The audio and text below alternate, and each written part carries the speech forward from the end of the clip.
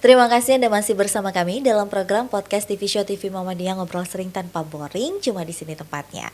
Nah, ini eh saya yakin pemirsa TVmu yang masih di rumah itu kan juga sebenarnya nggak dari Jakarta aja, mereka dari seluruh Indonesia menyaksikan kita. Tapi mereka juga pasti punya pertanyaan yang sama dengan saya. Kalian itu sebenarnya talentnya itu dari Jabodetabek aja atau justru dari di daerah-daerah juga kalian punya talent-talentnya? Kalau untuk talent kita dari seluruh Indonesia ada. Wow. Dari seluruh Indonesia, karena yang DM juga kebanyakan malah dari luar Jakarta Oh sih iya? Kak. Dari luar Jakarta ya. Kebanyakan dari mana? Sebenarnya kalau kita ini kebanyakan dari Jabodetabek juga ya. Cuman kalau kayak Bandung juga banyak tuh. Soalnya kan rata-rata selebgram asalnya dari sana semua, dari Bandung. Nah, dari luar kota ada juga, cuman nggak terlalu banyak sih palingan. Nah, kalau misalnya dari kalian sendiri gitu, kalau misalnya ada campaign dan segala macam, itu pemilihan talentnya itu lebih kan, kalau tadi kan misalnya Siska bilang ya udah kita share aja di grup, nanti siapa yang oke itu yang kita pilih. Tapi kalau misalnya dia lagi kan campaign itu biasanya aku mau yang areanya, si kliennya bilang aku mau yang areanya Jabodetabek kayak gitu, domisili kan juga berpengaruh.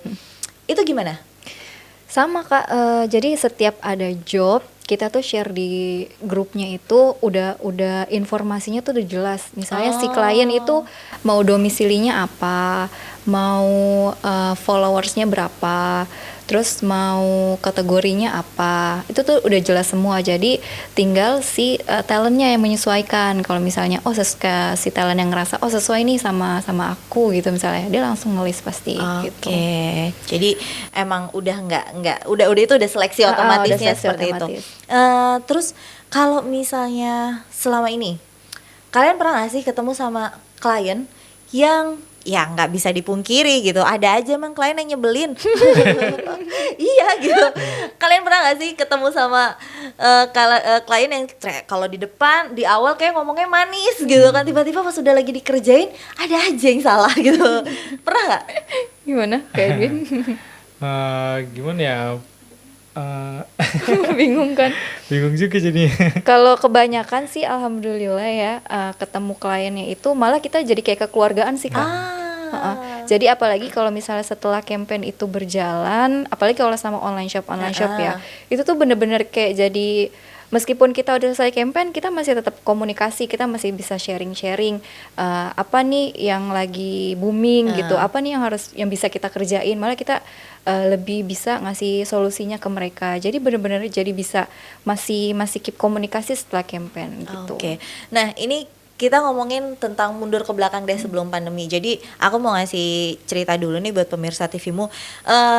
Millennial Management itu beberapa kali ngadain acara workshop seperti itu untuk para talent. Jadi di sana itu belajar tentang gimana cara memanage media sosialnya mereka, gimana cara menaikkan followersnya mereka.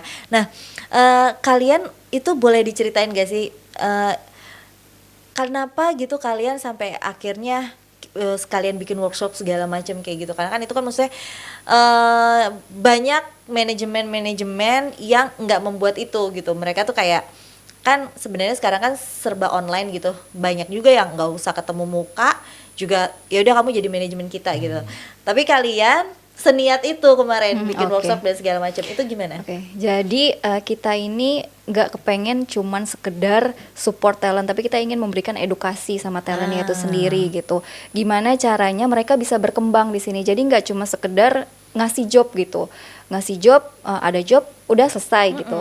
Kita pengen mereka tahu bagaimana mereka itu mengelola akunnya mereka gitu, bagaimana mereka bisa menarik klien untuk ngelirik Instagramnya mereka gitu, sehingga klien bisa make jasanya mereka kayak gitu. Oke. Jadi memang ada edukasi di dalamnya. Jadi boleh dibilang nanti talent kalian itu ya nggak cuma sekedar bekerja, tapi juga mengerti dan memahami baiknya gimana berkembang lah istilahnya kayak gitu.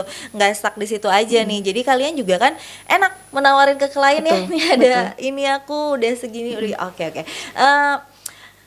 boleh nggak sih share ke kita, mungkin juga nih pemirsa TV ada yang penasaran, ada yang pengen bikin manajemen talent juga seperti kalian, boleh nggak sih kasih kiat-kiat ke mereka kalau mau bikin manajemen talent tuh kayak gimana sih? Gimana ya, pertama-tama itu kalau bikin manajemen itu pastinya satu bisa eh, apa ya, kayak ngedapetin ininya kliennya. Oke. Nah, ketika udah dapet kliennya kan otomatis talent-talent kita untuk job-job si talent-talent ini gitu. Kadang ada udah diiniin registrasi tapi jobnya nggak ada kayak begitu. Tapi alhamdulillah kalau kita selama ini udah ada grup-grupnya manajemen gitu. Jadi misalkan ada job-job kita saling berbagi jadinya. Oke, jadi harus balance ya, harus Iya. punya klien sama harus punya talent, jangan sampai punya punya talent nggak punya klien, Ya, betul betul. punya klien nggak punya talent, Nggak bingung bisa juga, jalan nggak itu. bisa jalan juga. Nih kalian tadi dari segmen awal sampai sekarang segmen akhir selalu menyinggung kalian itu punya komunitas manajemen.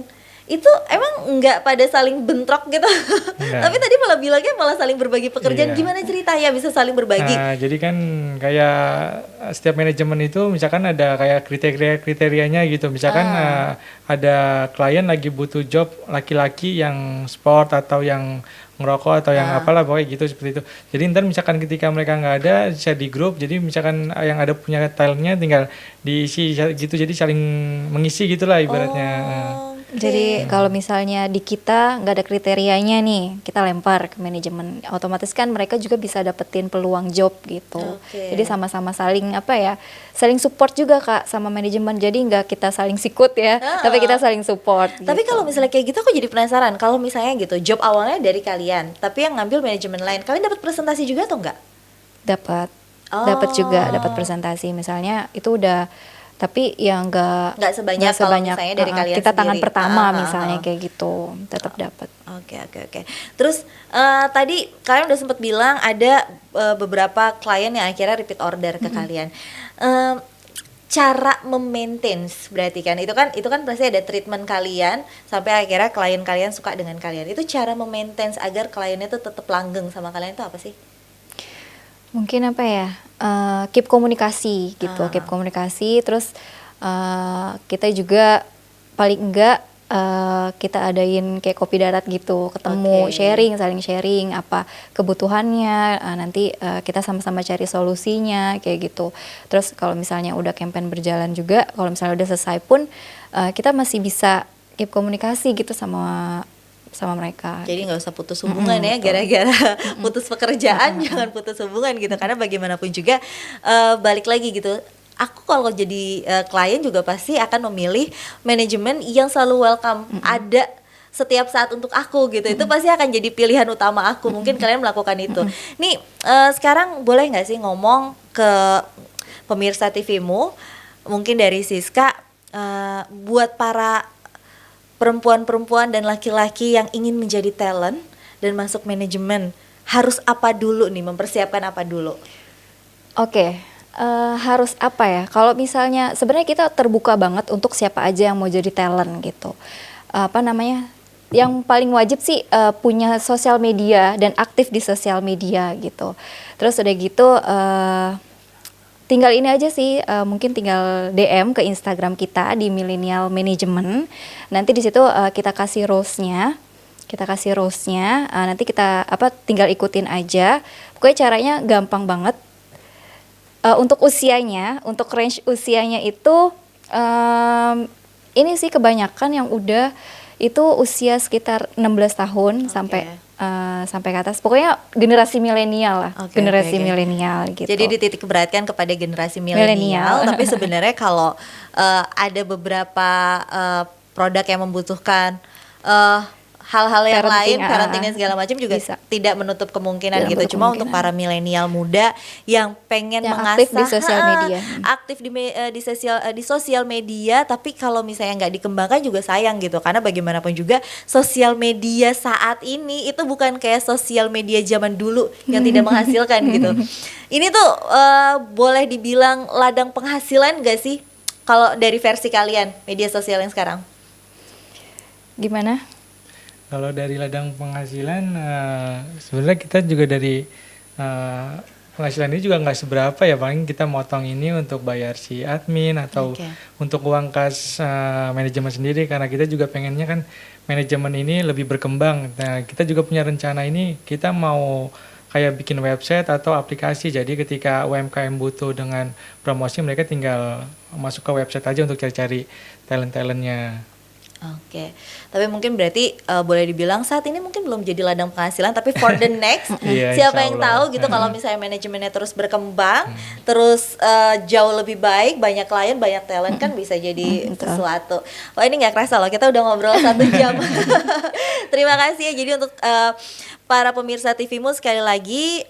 Yang mau jadi talent tadi udah dijelaskan gitu, kalau misalnya kalian berusia 16 tahun ke atas aktif di media sosial, daripada cuma sekedar aktif di media sosial sementara media sosial kamu tuh sebenarnya bisa digunakan untuk jauh lebih baik, bahkan menghasilkan uang, mungkin bisa menghubungi Millennial Management biar nanti mereka yang mengurusi kalian gitu. Siapa tahu nanti ada klien-klien yang memang tertarik dengan kalian, terus kalian bisa di-endorse dan bisa menghasilkan uang. Juga untuk para klien yang mungkin UMKM dan segala macamnya, para online shop yang ingin beriklan tapi bingung beriklannya kayak gimana, tenang, sebenarnya endorsement itu balik lagi itu nggak mahal asal kalian menemukan sosok manajemen yang tepat. Mungkin kalian bisa juga menghubungi Millennial Management, nanti bisa tanya-tanya di sana rate harganya seperti apa dan bagaimana. Pokoknya tinggal langsung aja DM ke Instagram mereka ya, tadi Betul. di Instagramnya Millennial @millennial management. Management. Wah ini sekali lagi aku ucapkan terima kasih untuk Kak Edwin dan Kak Siska. Sama-sama, Kak. Jangan bosan untuk aku undang ke sini. Siap, For siap. the next mungkin kita bisa ngobrol bertiga gitu sama salah satu talentnya gitu Iya, kan. iya, bisa. Iya, biar nanti dia atau sama kliennya sekalian biar nanti bisa kasih kesan dan pesannya gimana nih selama ini ternyata bekerja sama dengan Millennial Management. Sekali lagi terima kasih untuk para pemirsa TVmu. Saya Reni Risti pamit undur diri. Wassalamualaikum warahmatullahi wabarakatuh.